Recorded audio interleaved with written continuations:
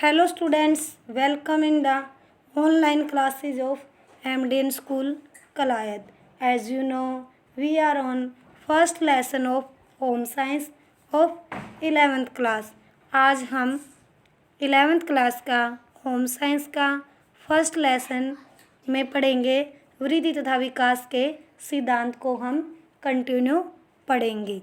कल हमने 7 हेडिंग किए थे, आज हम इसका 8 हेडिंग करेंगे। क्या है वो? वृद्धि और विकास की गति की दर में भिन्नता का सिद्धांत। व्यक्ति की वृद्धि और विकास की विभिन्न अवस्थाएं होती हैं।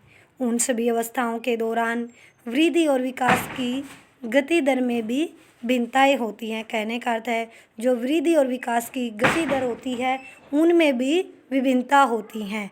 उन अवस्थाओं के दौरान विकास की गति दर एक समान नहीं होती। प्रारंभिक अवस्थाओं में यह गति तीव्र होती है, यानी शिशु अवस्था में, और लेकिन बाद में वह गति धीमी पड़ जाती है।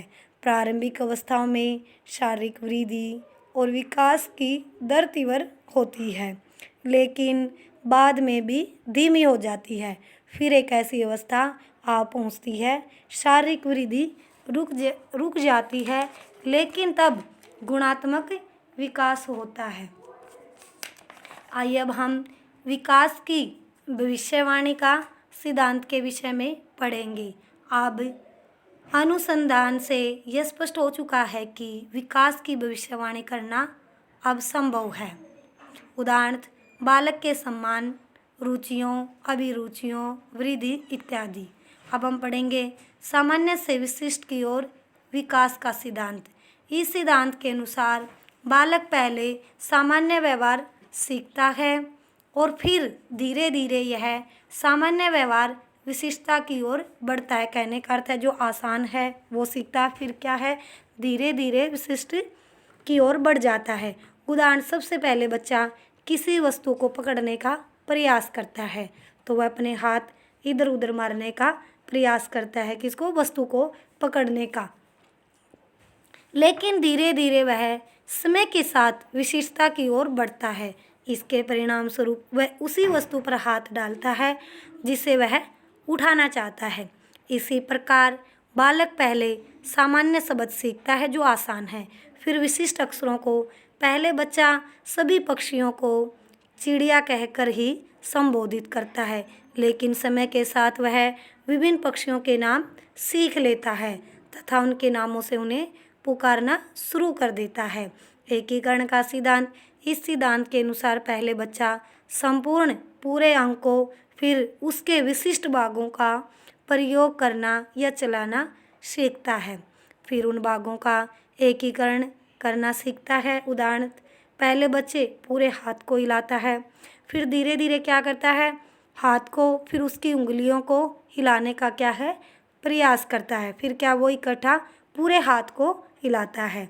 अब हम पढ़ेंगे विकास की संचिता और पुनरावृत्ति का सिद्धांत। विकास अनुभवों का कुल योग होता है, न कि केवल किसी एक अनुभव पर आधारित। विकास पुनरावृत्ति वाला इसलिए होता है, मतलब बार बार दोहराना, क्योंकि विकास की प्रत्येक अवस्था की विशेषताओं की आवृत्ति होती है, मतलब बार बार दोहराना, और दूसरी अवस्था में भी देखी जा सकती है। उदाहरण के तौर पर जैसे बचपन का प्रेम किशोर अवस्था में भी देखा जा सकता है। मूर्त से अमूर्त की ओर सोचने का सिद्धांत। मानसिक विकास भौतिक रूप से उपस्थित वस्तुओं के बारे में चिंतन करने की योग्यता, मतलब चिंता करने की योग्यता, उन वस्तुओं को देखने के सिद्धांत का अनुकरण करता है जिसके बारे में हम चिंतन करते हैं, जो अमूर्त रूप से होती है। बालक प्रभाव और कारण को समझने का प्रयास करता है, मतलब क्या है उसका बीज कारण क्या है, हम जो चिंतन कर रहे हैं, फिर बाद में उसका प्रभाव क्या पड़ेगा, इन सब के बारे में क्या है, प्रयास करता है। बाहरी नियंत्रण से आंतरिक नियंत्रण का सिद्धांत। छोटे बच्चे मूल्यों और सिद्धांतों के लिए दूसरों पर निर्भर करते हैं। जैसे ही वे बड़े होते चले जाते हैं उनकी स्वयं की मूल्य प्रणाली, स्वयं की आत्मा और उनका स्वयं का आंतरिक नियंत्रण या समूह सेट विकसित हो जाता है, मतलब अपने ऊपर क्या है वो निर्भर हो जाते हैं, यानी डिपेंड हो जाते हैं। अब हम पढ़ेंगे विकास में विभेदीकरण तथा एकीकरण की प्रक्रिया क्या होती है? शिशु के रूप में व्यक्ति की क्रियाएं ठोस अर्थात एकीकृत होती हैं।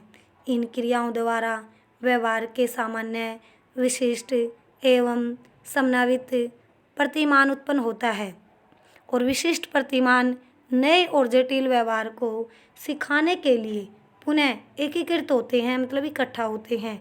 विकास के दो सामान्य नियम होते हैं, प्रथम विभेदीकरण और द्वितीय श्रेणीबद्ध एकीकरण। ये दोनों नियम परस्पर निकट संबंध रखते हुए बच्चों का शारीरिक विकास, उनके नियंत्रण की मात्रा में सुधार होना और क्रियात्मक कार्यों में विशिष्टता को दर्शाता है। कहने का अर्थ है जो शारीरिक विकास होता है वो जो उनके ऊपर क्या है, नियंत्रण रखता है और उनकी मात्रा में सुधार करने का एक कार्य विशिष्टता को दर्शाता है। शिशु शीघ्र क्रियात्मक समन्वय की अभिव्यक्ति करना शुरू कर देता, मतलब क्रियाओं में तालमेल करना। पहले वह भुजाओं की क्रियाओं पर नियंत्रण दिखाते हैं, मतलब जो हमारी बाजू है उस पर नियंत्रण, फिर हाथ की क्रियाओं तथा अंत में उंगलियों की क्रियाओं का पूर्ण नियंत्रण दिखाते हैं। यह नियंत्रण बच्चों की शारीरिक क्रियाओं में विभेदीकरण कहलाता है।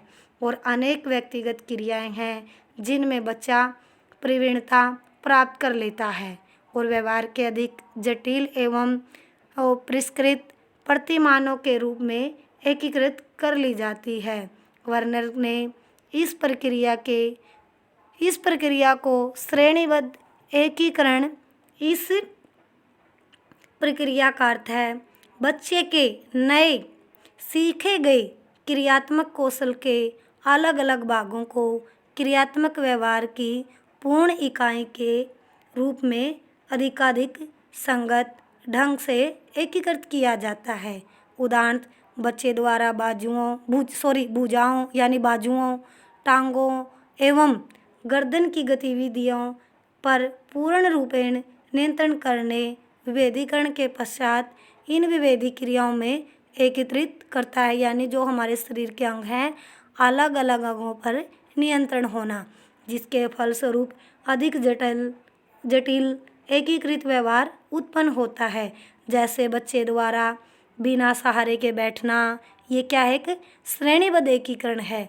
इसी प्रकार हम देखते हैं कि बच्चा प्रारंभ में खसना खाते समय हाथों तथा चम्मच का अभद्र रूप से प्रयोग करता है, क्योंकि वो छोटा बच्चा है, उसको क्या है ये सब करना नहीं आता और उस स्टार्टिंग में सब छोटे बच्चे ऐसे ही करते हैं तथा खाने का कुछ भाग नीचे भी डाल देते हैं।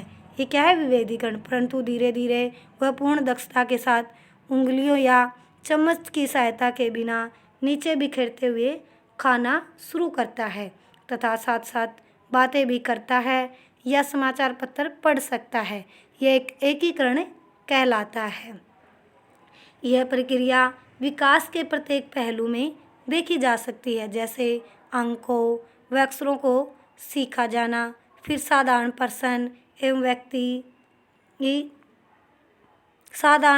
पर्सन या एवं पंक्ति याद की जाती है।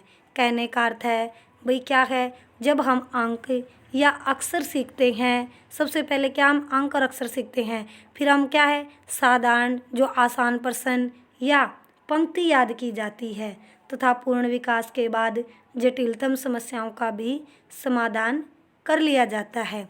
इस प्रकार विकास प्रक्रिया में विभेदीकरण एवं एकीकरण की प्रक्रिया निरंतर बनी रहती है। विकास प्रतिमानों की भविष्यवाणी भी की जा सकती है, मुख्य रूप से वृद्धि, समृद्धि तथा शारीरिक विकास की गति के आधार पर बच्चों की लंबाई व आकार एवं बौद्धिक कार्यों के विकास का पूर्व कथन किया जा सकता है।